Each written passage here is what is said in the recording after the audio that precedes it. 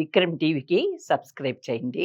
Subscribe to Vikram TV. Subscribe to Vikram TV. Subscribe to Vikram TV. Subscribe to Vikram TV. Please like, share and subscribe to Vikram TV.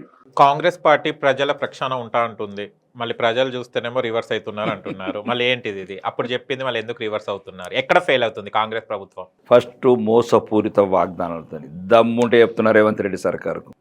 వాగ్దానాలు చేసే ముందు నిజాయితీగా చేయండి. ఎట్లయితే BJP చెప్పింది చేస్తుందో చేసేదే చెప్తుంది. అందరికి రుణమాఫీ అంటారు, దొంగల్లాగా 70 లక్షల మందికి రుణాలు మాఫీ, 22 లక్షల మందికి రుణమాఫీ చేస్తారు. ఇంకా అందరికి 2,50,000 ఉద్యోగాలు. మేము ఫస్ట్ అసెంబ్లీ సమావేశంలో గవర్నర్ ప్రసంగంలో అదేదో పాత గవర్నమెంట్ కొన్ని ఫైనల్ మూమెంట్లు వచ్చినాయి, కొన్ని ఇచ్చేసారు చిన్న చిన్న పోటీ. ఏదో నేను 500 ఉద్యోగాల గురించి ఏదో పెద్ద పెద్ద హంగామా అది ఒకటి. మళ్ళీ అన్ని మోసపూరిత వాగ్దానాలు, అన్నీ తెలిసి చేసిన ప్రభుత్వం. తెలిసే చేసి తెలంగాణ నీకు బడ్జెట్ లేదు, ఇప్పుడు లేదు. ఏ గుట్లో పెట్టే సిటీ దొరుకుతున్నదండి? ఆ గూట్ల మొదలు తెలియదా? అర్హత లేని వాళ్ళు ముఖ్యమంత్రి ఉప ముఖ్యమంత్రులు మంత్రులు అవుతారా? ప్రభుత్వం మీద ఇంత అప్పు ఉంది, ఈ రకంగా ఉంది, ఇంత బడ్జెట్ ఉంది తెలియని సన్నాసులా? ఇంతకుముందు రాజకీయాలు ఉన్న సన్నాసులే కదా వీళ్ళంతా.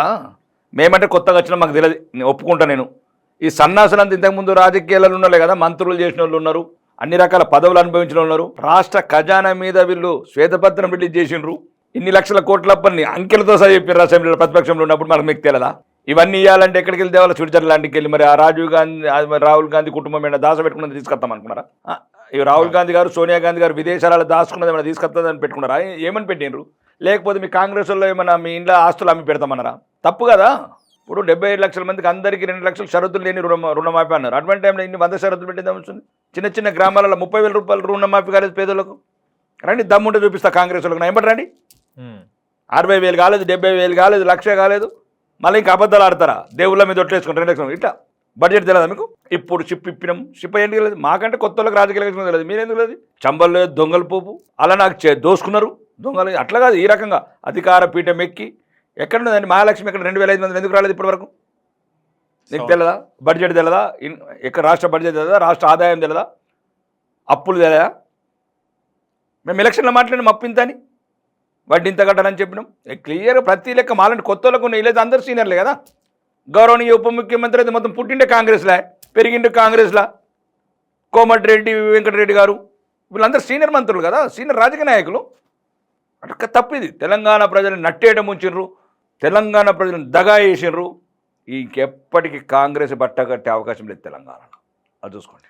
కానీ ఇన్ని ప్రభుత్వంలో ఎందుకు బీజేపీ పైకి రావడం లేదు? అంటే కొన్ని సీట్లతోనే పరిమితం అవుతుంది. ఎందుకు బీజేపీ ఇక్కడ పూనుకుంటలేదు? ఎందుకు పూనుకుంటలేదు? లైట్గా అంటే వాళ్ళకన్నా డీటుగా ఎందుకు వెళ్ళట్లేదు? అంటే గతంలో చూస్తే బీఆర్ఎస్ పార్టీ అధికారంలో ఉంది, ఇప్పుడు చూస్తే కాంగ్రెస్ పార్టీ మెజారిటీతోనే ఉంది. ఎందుకు బీజేపీ, ఎందుకు నమ్ముతలేరు జనాలు బీజేపీని? బీజేపీని నమ్మకపోతే 16 రాష్ట్రాలను ఎట్లా వెళ్తాం? ఇక్కడ మన ఎందుకు? మన ఎలక్షన్లో, లాస్ట్ ఎలక్షన్లో మాది 36% ఓట్లు, 8 సీట్లు, 7 సీట్లలో second place.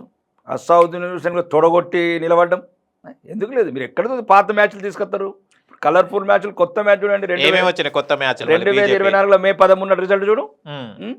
8 member of parliament సీట్లు, తెలంగాణ రాష్ట్ర వ్యాప్తం క్లీన్ డిస్ట్రిబ్యూషన్ సగం. ఇంకున్నది అక్కడ ఇక్కడ 3 జిల్లాలు. ఆ 3 జిల్లాలు చెప్తే నిలిచేది, నిలబడేది, గెలిచేది భారతీయ జనతా పార్టీ మాత్రమే. తెలంగాణ ప్రజల ఆశాజ్యోతి. ఈరోజు గిరిగీసినాం. మూసీ బాధితుల తరఫున కావచ్చు, హైదరాబాద్ల తరఫున కావచ్చు, రైతుల తరఫు నుంచి కావచ్చు, నిరుద్యోగుల తరఫు నుంచి కావచ్చు, గిరిగీసి కొట్లాడుతున్నాం. ప్రతిపక్ష నాయకుడు ఫామ్ హౌస్లో పడుకుంటే ప్రతిపక్షంలో ఉన్న బీఆర్ఎస్ ఎమ్మెల్యేలు ఫైరవులు చేసుకుంటారు, కేసులు మాఫీ చేసుకోవాలి, అవినీతి కేసులు బయటికి రాకుండా వాళ్ళు తిరుగుతుంటే నికాసైన ప్రతిపక్ష బిడ్డలుగా ప్రజల తరపున పోరాడుతున్నాం మేము. ఈరోజు కాకపోతే రేపు గెలుస్తాం. ఇంకా ప్రజలు వాళ్ళని నమ్మారు, 10 ఏళ్ళు అయిపోయింది. ఇప్పుడు వీళ్ళని నమ్మారు, మోసపోయారు. ఇంకా వాళ్ళ ఆశ, వాళ్ళ భవిష్యత్తు భారతీయ జనతా పార్టీ మాత్రమే. మీరు కూడా అలానే చేస్తారని నమ్మకం ఏముంది సార్? ప్రజలు మోసపోతున్నారు, మీరు బాగానే ఉంటున్నారు, రాజకీయ నాయకులు బాగానే ఉంటున్నారు, ఓట్లేసిన ప్రజలు మోసపోతున్నారు. ప్రతిపక్షంలో ఉన్న గొంతు అధికారం వచ్చిన తర్వాత మూగబోతుంది. ఎందుకు? ఇది తరతరాలుగా నడుస్తున్న చరిత్ర అనేది. 193 దేశాల ప్రధానులు అడగండి, వాట్ ఈస్ ద భారతదేశం, భారతదేశ ప్రధాని, భారతీయ జనతా పార్టీ ప్రధాని ఏంటి అనేది. ఏ ఆండు పాండుగా సునోమత్, ఏ ఆండు పాండువే దునియాకు దేకు. ఈరోజు ప్రపంచంలో నెంబర్ 1 నిలబెడుతున్నాం దేశాన్ని.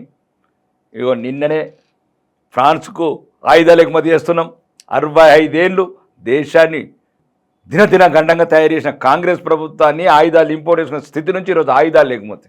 అమెరికా ప్రెసిడెంట్ లాంటి వాడు కూడా ఉక్రెయిన్ రష్యా వారు మీరు ఆపండి మోడీ గారు అని అడిగే గురించే పరిస్థితి తీసుకొచ్చినాం. ఈరోజు భారతదేశం 450 బిలియన్ నుంచి 750 బిలియన్ల ఎగుమతులు, ప్రపంచం నుంచి 200 దేశాల నుంచి ఈ 65 సంవత్సరాలు ఎంత పెట్టుబడి విదేశీ పెట్టుబడులు వచ్చిన ఈరోజు 3 పెట్టుబడులు, 83 కోట్ల మందికి ఉచిత రేషన్ న్యూట్రిషన్ రైస్, 13 కోట్ల మందికి మధ్యతరగతి మహిళలకు శౌచాలయాలు, 8 కోట్ల మందికి ఉజ్వల కనెక్షన్లు, 20 లక్షల కోట్లు ముద్రా లోన్స్, నిరుద్యోగ యువతకు 8 కోట్ల ఎంప్లాయ్మెంట్ క్రియేట్ చేశాం. కరోనా సమయం వచ్చినప్పుడు 140 కోట్ల మందికి ఫ్రీ వ్యాక్సిన్. కొన్ని దేశాలు 40 లక్షలు ఉన్న దేశాలు కూడా $1000 తీసుకుంటే కొన్ని దేశాలు $2000, $3000 కరోనా వ్యాక్సిన్, $5000 చిన్న చిన్న దేశాలు. అదే భారత్, ఏ అబ్కా భారత్, ఏ మోడీ కా భారత్, ఏ బీజేపీ కా భారత్, ఏ ధర్మ్ కా భారత్. 140 కోట్ల మంది ఇందువల్ల భారతదేశాన్ని కాపాడుకొని ప్రపంచానికి కూడా సప్లై చేయగలిగినాం. ఇది భారత్. మీకు భారతదేశం తక్కువ అంచనా ఇస్తున్నారు. ఈరోజు 10వ ఆర్థిక వర్షం నుంచి 5వ స్థానానికి వచ్చాం. రెండోది 1,45,000 కిలోమీటర్ల 8 లైన్ల రోడ్డు, 6 లైన్ల రోడ్డు. మీరు కావాలంటే ఉద్దండపాలెం పోయి మనం చూడండి, ద్వారకా హైవే చూడండి, ఫైటర్స్ యుద్ధ విమానాలను దించుతున్నాం.